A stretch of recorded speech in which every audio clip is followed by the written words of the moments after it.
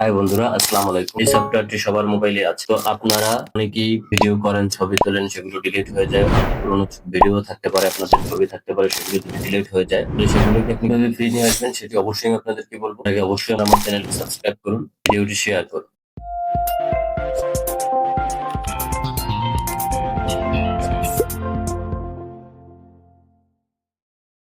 সর্বপ্রথম আপনারা চলে যাবেন ক্রোম ব্রাউজারে গিয়ে এরকম একটি ইন্টারফেস আসবে। আপনি এখানে এই যে সার্চ বারে লিখবেন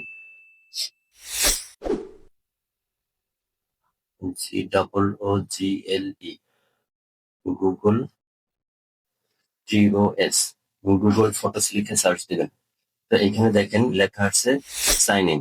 তো এই সাইন ইন এর উপরে ক্লিক করবেন। সাইন ইন এর উপরে ক্লিক করলে এরকম একটি ইন্টারফেস আসবে। আপনার সকল ভিডিও, তারপরে হচ্ছে আপনার যে আহ, ছবিগুলি আছে, এগুলি সব আসবে।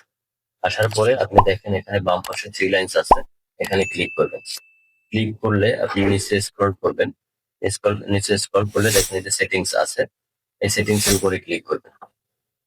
সেটিংস এর উপরে ক্লিক করলে এরকম একটি ইন্টারফেস পাবেন। আপনি নিচে স্ক্রল করবেন। নিচে স্ক্রল করলে দেখেন এই যে সাজেশনস নামে একটি অপশনস আছে, এটির উপরে ক্লিক করবেন। ক্লিক করে আপনি নিচে স্ক্রল করবেন। স্ক্রল করলে দেখেন এই যে আনসেভ ক্রিয়েশনস, এই যে ভিউ আছে, এখানে ভিউর উপরে ক্লিক করবেন। ভিউর উপরে ক্লিক করলে আপনি যেটি দেখতে পারবেন যে এইখানে আপনার বিগত দিনের যে ছবি, ভিডিও, এগুলো আপনি ডিলিট করে দিয়েছেন, এগুলি আপনার এখানে আছে। একটি ভিডিও বা ছবিও আপনার এখান থেকে ডিলিট হয়নি।